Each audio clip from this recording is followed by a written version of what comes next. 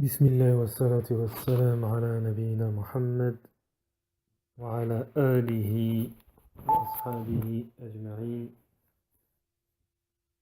أما بعد. طيب. Donc, toujours dans Kitab al-Tawhid. Et on est arrivé au deuxième chapitre. Fadl al-Tawhid, les mérites de l'unicité et ce qu'il expie, ce que expie l'unicité comme péché.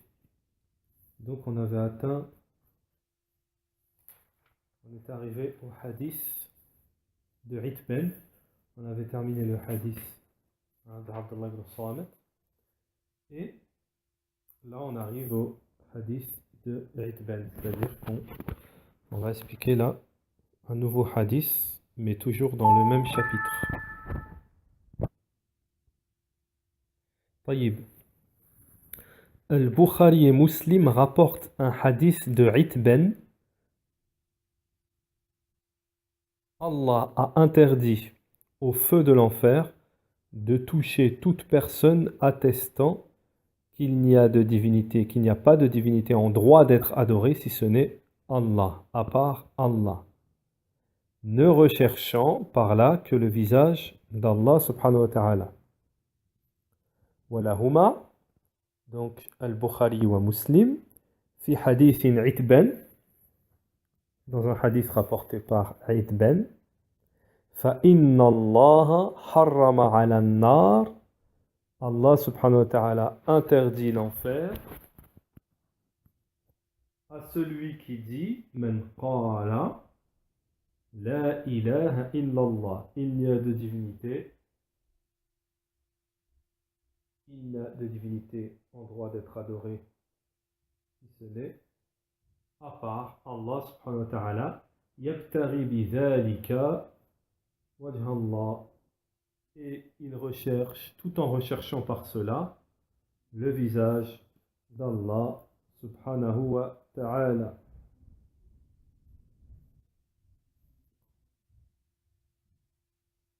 Donc, Cheikh Al-Fawzan hafidahullah, lorsqu'il nous dit lahuma, c'est au duel, c'est-à-dire Bukhari et donc lorsque dans le hadith walahuma fi hadith Itban, c'est-à-dire lahuma au duel, Cheikh Al-Fawzan nous dit rapporté par Al-Bukhari wa Muslim. طيب. Alors Itban, celui qui a rapporté ce hadith, Itban هو عتبان ibn Malik al-Ansari, sahabi mashhour. Donc c'est Itban ibn Malik al-Ansari, le sahabi, le compagnon, nous dit le shir, qui est connu. Harrama ala an-nar, Allah subhanahu wa ta'ala, harrama ala an-nar, a interdit l'enfer. Donc at-tahrim, l'illicite, l'illicite, nous dit Cheikh Al-Fawzan, c'est al-mana', c'est-à-dire l'interdit. Aïe mana'ahu min dukhul an-nar, c'est-à-dire Cheikh Al-Fawzan nous dit, c'est-à-dire que Allah subhanahu wa ta'ala lui interdit d'entrer en enfer. Aw mana'a an-nar an tamassah, ou alors il interdit à l'enfer de le toucher. Donc lorsque dans le hadith, certes Allah interdit, certainement Allah interdit l'enfer, donc là ce qui est voulu, le cheikh nous dit, c'est que Allah lui interdit l'entrée en enfer, ou lui interdit d'être, ou interdit l'enfer de le toucher.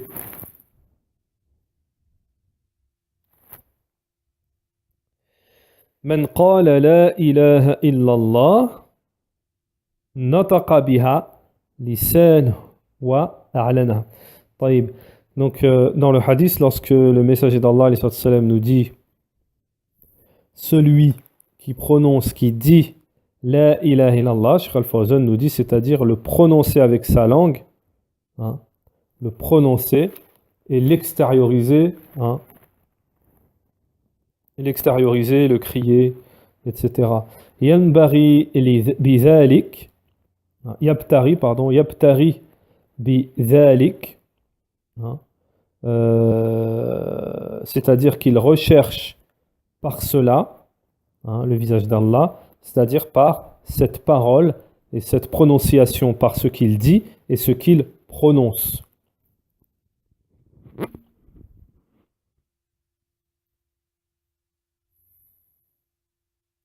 Alors, en recherchant le visage d'Allah, le Cheikh Al-Fawzan nous dit, c'est-à-dire en toute sincérité, hein, envers Allah, en toute sincérité, prononcer cette parole en toute sincérité envers Allah subhanahu wa ta'ala. C'est-à-dire, donc en toute sincérité envers Allah lorsqu'on la prononce, subhanahu wa ta'ala, c'est-à-dire ne pas la dire par ostentation,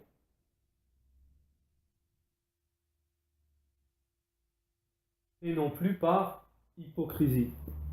Ne pas dire cette parole par ostentation ou par hypocrisie. بل يعتقد ما دلت عليه من إفراد الله بالعبادة.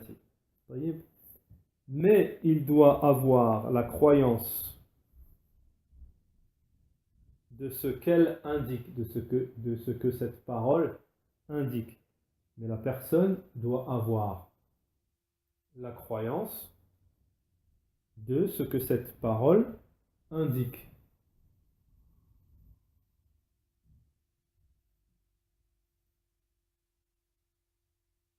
Du fait d'unifier Allah dans l'adoration. Mais la personne doit avoir la croyance de ce qu'indique cette parole, c'est-à-dire unifier Allah dans l'adoration. Ifradullah bil ibada.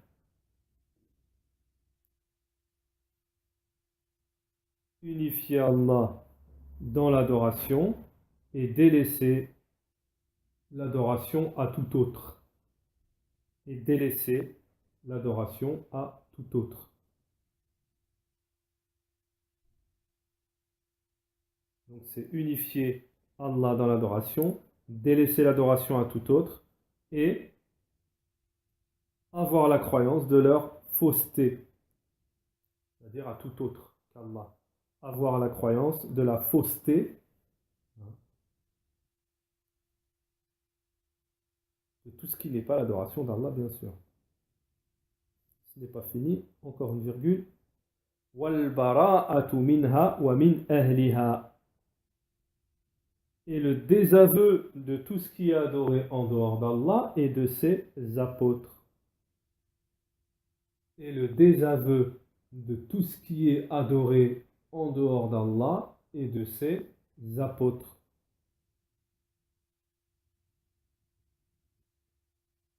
Donc, à partir de ce moment-là, on a bien compris une chose, c'est que quelqu'un qui rentre dans l'islam, il dit la ilaha illallah, mais il faut qu'il connaisse le sens. Il faut qu'il apprenne et qu'il connaisse le sens. Voyez? Les ulama disent il va entrer dans l'islam. Il va entrer dans l'islam par sa prononciation de la ilaha illallah. Mais après, il y a un suivi. Après, les ulama ils disent il y a un suivi. Comment il va se comporter? Est-ce qu'il va se comporter comme musulman, comme quelqu'un qui, met en pratique ce qu'implique la ilaha illallah, ou il fait le contraire? Voyez?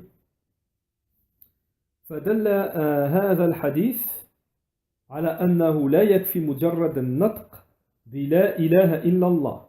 Donc, Cheikh Al-Fawzan nous dit, ce hadith nous indique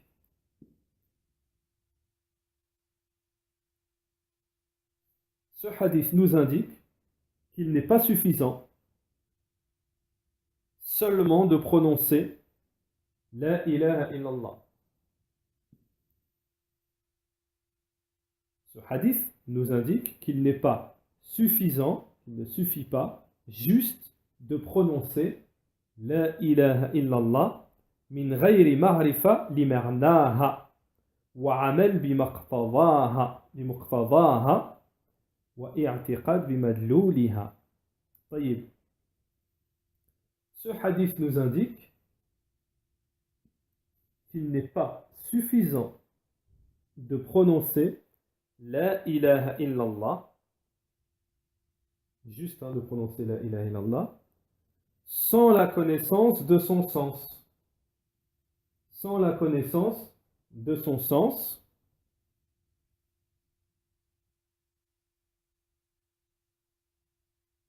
Et devrait, parce qu'elle implique. On parle de La ilaha illallah. Et devrait, parce qu'elle implique, et d'avoir la croyance, la conviction de son sens.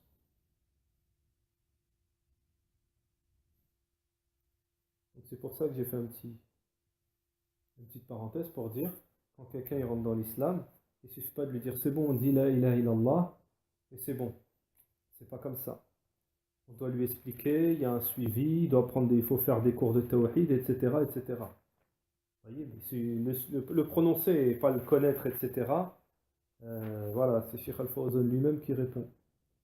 Qui nous dit, ce hadith nous indique qu'il n'est pas suffisant de prononcer la ilaha illallah sans connaître son sens, sans avoir la connaissance de son sens, et d'œuvrer par ce qu'elle implique, cette kalimette, et d'avoir la croyance de son sens.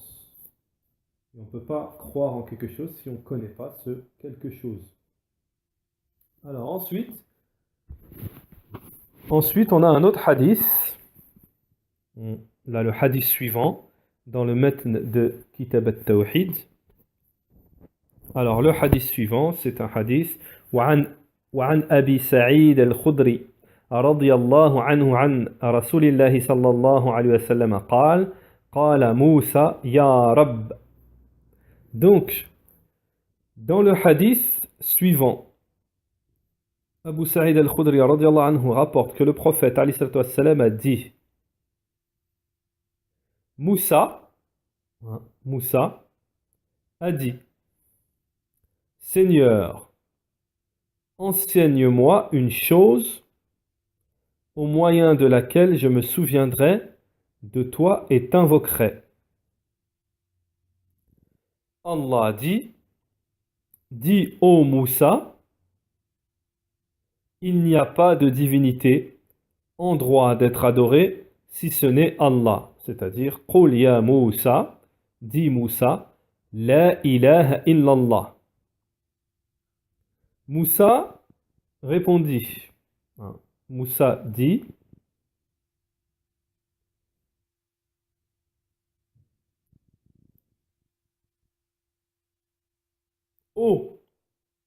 Ô Seigneur, donc Moussa dit, Seigneur, tous tes serviteurs disent cela. Allah dit alors, ô Moussa, si les 7 cieux et leurs occupants, mis à part moi, et les 7 terres étaient posées sur un des plateaux d'une balance, et que la parole La ilaha illallah était posée sur l'autre plateau, la balance pencherait du côté où est posée cette parole, c'est-à-dire où est posée La ilaha illallah. La ilaha illallah l'emporterait, rapporté par Ibn Habban et Al-Hakim qui l'a authentifié. Taïb. Donc, l'explication de notre cheikh par rapport à ce hadith, وعن أبي سعيد الخدري رضي الله عنه هو سعد ابن مالك ابن سنان الأنصاري الخزرجي صحابي الجليل وأبوه صحابي. Donc lui c'était un grand compagnon et son père aussi était un compagnon. عن رسول الله صلى الله عليه وسلم. Donc rapporté par que le messager d'Allah a dit قال موسى Donc Moussa a dit: ô Seigneur, enseigne-moi quelque chose par lequel je pourrais, par lequel je pourrais t'invoquer et t'évoquer. طلب من ربه أن يعلمه كلاما يعظمه به. طيب. Donc Moussa là, Cheikh Al-Fawzan nous dit, il demande à son Seigneur de lui enseigner une parole par laquelle il pourrait le vénérer.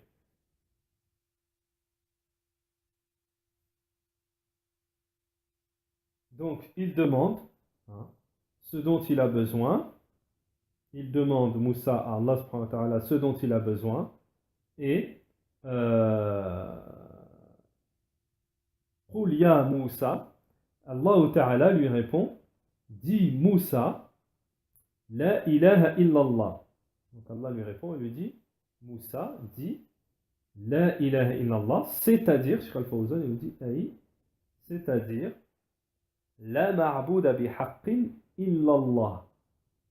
Donc, Cheikh Al-Fawzan nous dit, lorsque Allah subhanahu wa ta'ala dit à Moussa, dis Moussa, la ilaha illallah, Cheikh Al-Fawzan nous dit la ilaha illallah, c'est-à-dire pas d'adorer en vérité à part Allah. La ilaha illallah, c'est-à-dire pas d'adorer en vérité à part Allah. Et ça, on l'a expliqué précédemment dans les cours précédents.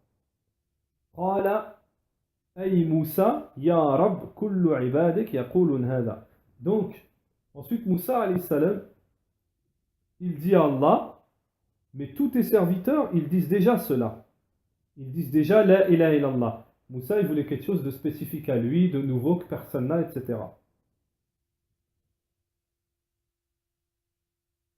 Donc Cheikh Al-Fawzan nous dit wa innama uridu shay'an tarsini bihi, comme on a dit, il voulait quelque chose de particulier, de spécifique pour lui, que tout le monde n'a pas.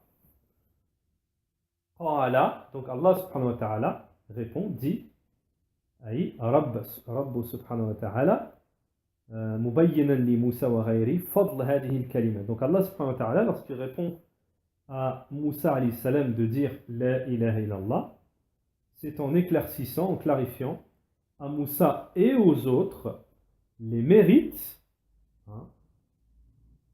que cette parole contient par rapport aux autres paroles de rappel. Allah subhanahu wa ta'ala éclaircit, clarifie les mérites de cette parole, de la ilaha illallah, les bienfaits qu'elle a par rapport aux autres. Lorsqu'Allah subhanahu wa ta'ala dit, le hadith, lorsqu'Allah subhanahu wa ta'ala dit, si les 7 cieux et leurs occupants, law anna as-samawati sab'a, si les 7 cieux, c'est-à-dire les 7 niveaux, les 7 étages, traduction approximative. Les 7 niveaux, les 7 étages, et tout ce qu'elles contiennent,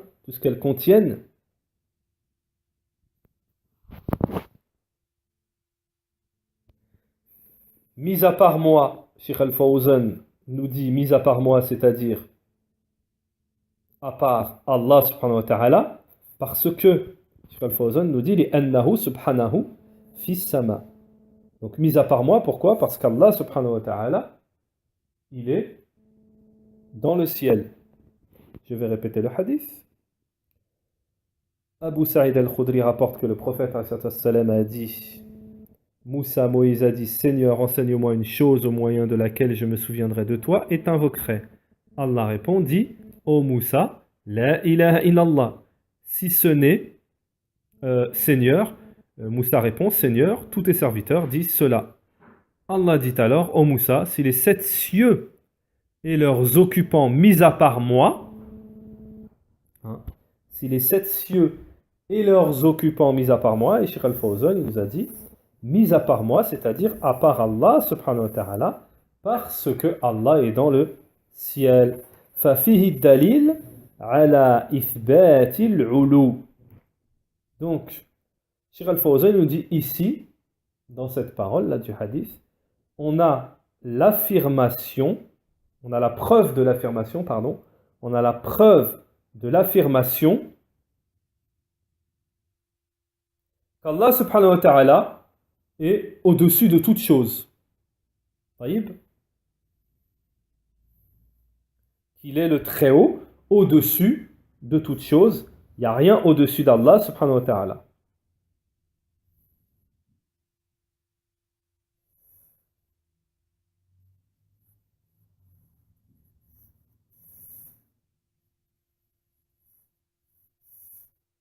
Ensuite, dans le hadith,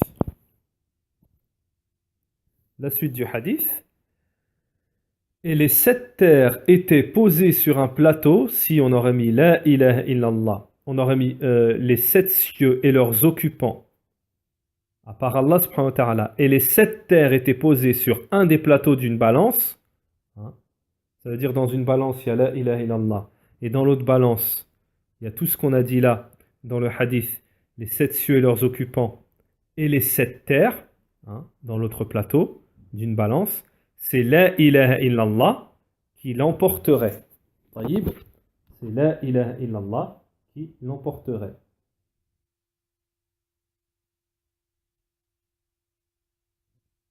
Donc ensuite, d'abord, on va donner une faïda. Sheikh Al-Albani, rahimahullah. Donc ça, c'est une parenthèse, c'est une faïda. Parce qu'on peut se poser la question. Sheikh Al-Albani, rahimahullah, il dit, Allah subhanahu wa ta'ala, donc on voit déjà dans ce hadith, et c'est mentionné aussi dans des versets du Coran, les 7 terres, hein, les 7 terres, Sheikh Al-Albani, rahimahullah, il dit, ça fait partie des ilmul ghaib. Ça veut dire que le croyant, il confirme ce qu'Allah subhanahu wa ta'ala et son messager ont confirmé dans le Kitab wa Sunnah, mais il ne fait pas d'explication, il ne rentre pas dedans. Sheikh Al-Albani dit, on ne rentre pas dans l'explication de ce qui est de la science de l'invisible, on ne rentre pas dans l'explication de comment, qu'est-ce que, etc. Car il n'y a qu'Allah subhanahu wa ta'ala qui connaît la science de l'invisible. Donc ça c'est Sheikh Al-Albani, rahimahullah. وَمَنْ فِيهِنَّ. Donc ensuite, Sheikh Al-Fawzan, après le hadith, il nous dit وَذَلِكَ لِمَا اشْتَلَمَتْ عَلَيْهِ هَذِهِ الْكَلِمَةِ. Donc, il nous dit, hein, voilà ce qu'elle contient. Hein, regardez ce que contient cette parole, c'est-à-dire La ilaha illallah, de négation de l'adoration de tout autre qu'Allah, de la négation de l'adoration de tout autre qu'Allah, et l'affirmation de l'adoration d'Allah.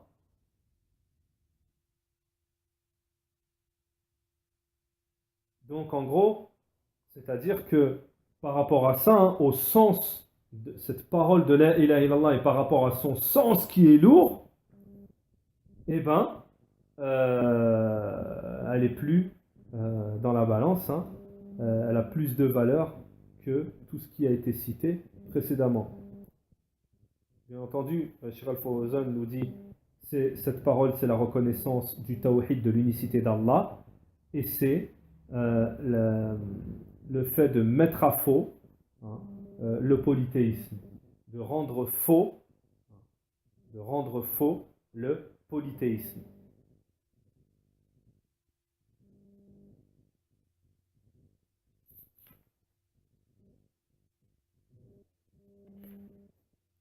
Alors,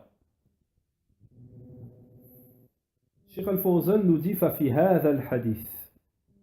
Alors, Sheikh Al-Fawzan nous dit, dans ce hadith, nous avons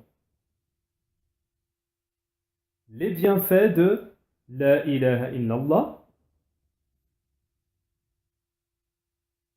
comme quoi c'est le meilleur rappel, la meilleure invocation, comme quoi c'est la meilleure invocation.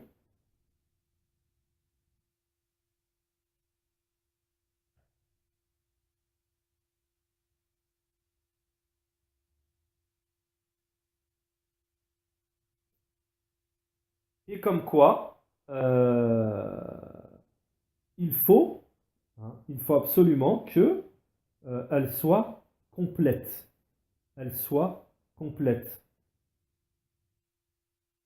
C'est-à-dire, c'est-à-dire de ce qu'elle contient de négation et d'affirmation. C'est-à-dire qu'il faut venir, lorsqu'on dit la ilaha illallah, il faut venir avec la négation et l'affirmation. Car le cheikh nous dit, il n'est pas suffisant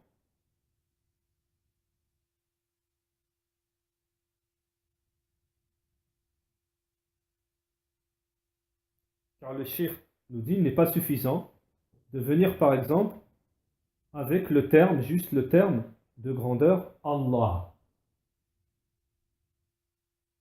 De dire, alors, en fait, je vais vous expliquer ce que veut dire le cheikh. Lorsqu'on invoque Allah, en fait, ce que veut dire le cheikh, c'est que là, lorsqu'on invoque Allah, il n'est pas suffisant de prononcer seulement Allah ou de prononcer Huwa, Huwa, Hu. Ça s'écrit Huwa, mais en fait, c'est Hu, Hu. Alors, il va expliquer pourquoi. Cheikh Al-Fawzan, il nous dit Kama taf'aluhu soufiyya dalal. Comme le font les soufis égarés. Comme le font les soufis égarés. On sait très bien que les soufis, dans leurs invocations, ils disent pas la ilaha illallah, ils disent Allah, Allah, Allah, ou ils disent hu.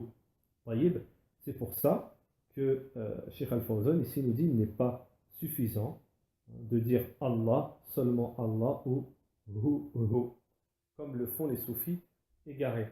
Et d'ailleurs, les savants, pour répliquer à cette ambiguïté, les savants ont expliqué que dans le Kitab wa Sunnah, les invocations, en ce qui concerne Allah subhanahu wa ta'ala, tout ce qui est invocation, le terme, la parole Allah subhanahu wa ta'ala, Allah ne vient jamais tout seul.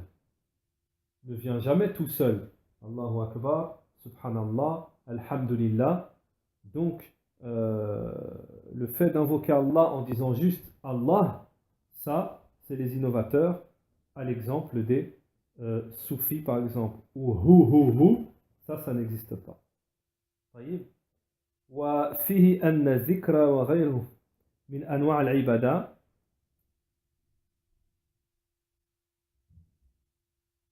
Alors, ensuite, Cheikh Al-Fawzan nous dit, et aussi dans ce hadith, il y a le fait que l'invocation est un genre d'adoration.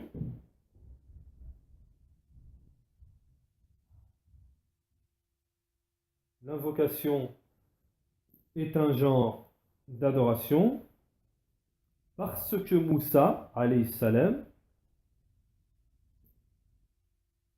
demanda à son Seigneur de lui enseigner quelque chose par lequel il pourrait l'invoquer. Parce que Moussa, alayhi salam, a demandé à son Seigneur de lui enseigner quelque chose par lequel il pourrait l'invoquer.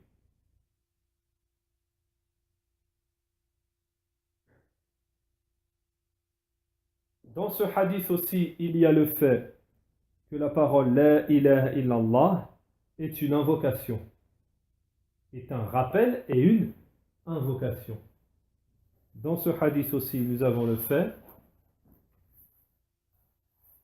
que La ilaha illallah est un rappel et une invocation.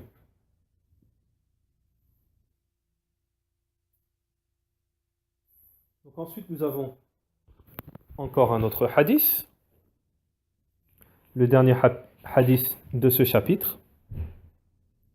Alors, At-Tirmidhi wal-Tirmidhi.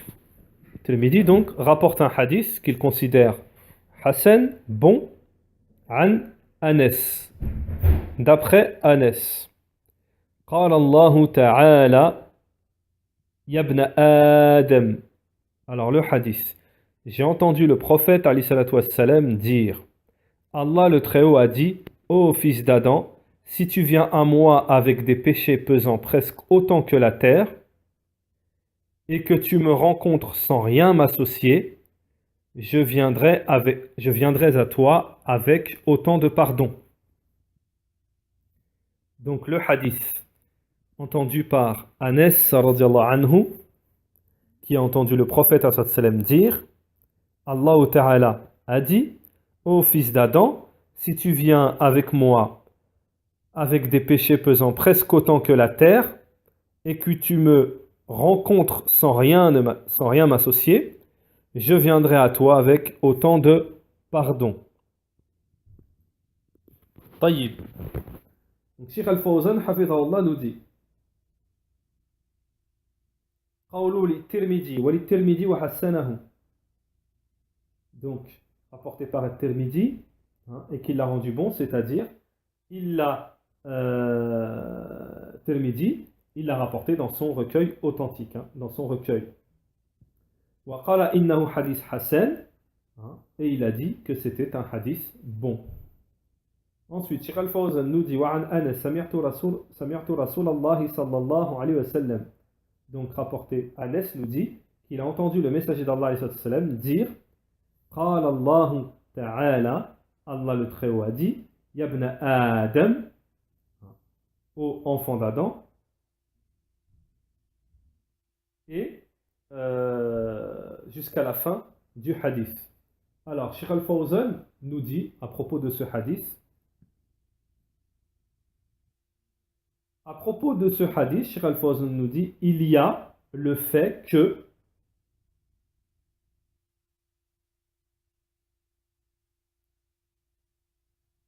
le pardon des péchés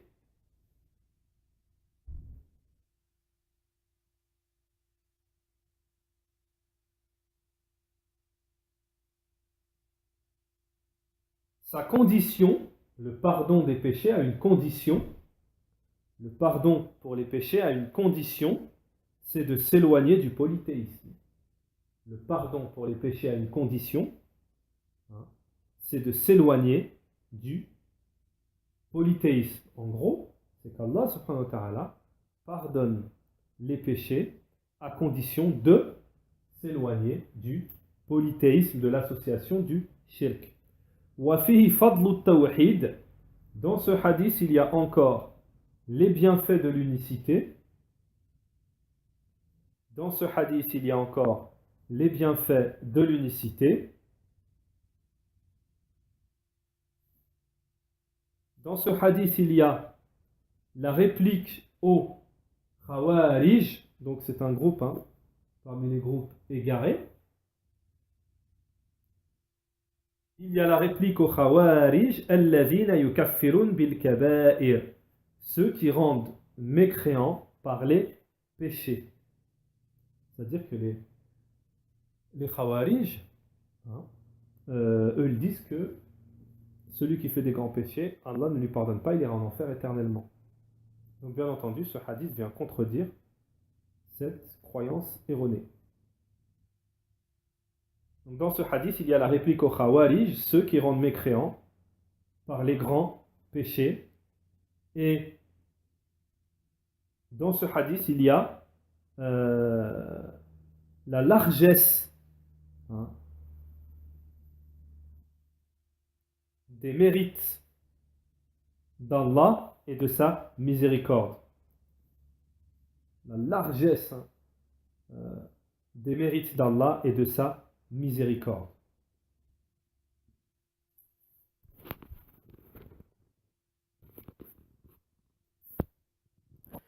Donc on a aussi des points à retenir. Des points à retenir. C'est ce qui est mentionné dans Kitab al-Tawhid. Les points à retenir, l'immensité de la miséricorde d'Allah. Le Tawhid a une grande récompense auprès d'Allah. En plus de cela, le Tawhid efface les péchés. L'explication du verset de la sourate Al-An'am. Méditer les 5 composants de l'attestation dans le hadith de Ubbad, si tu joins ce hadith à celui de Itben et au suivant, le sens de la parole de La ilaha illallah, il n'y a pas de divinité en droit d'être adorée si ce n'est Allah, t'apparaîtra clairement, de même qu'apparaîtra l'erreur de ceux qui ont été trompés. Ensuite, souligner la condition mentionnée dans le hadith de Itben.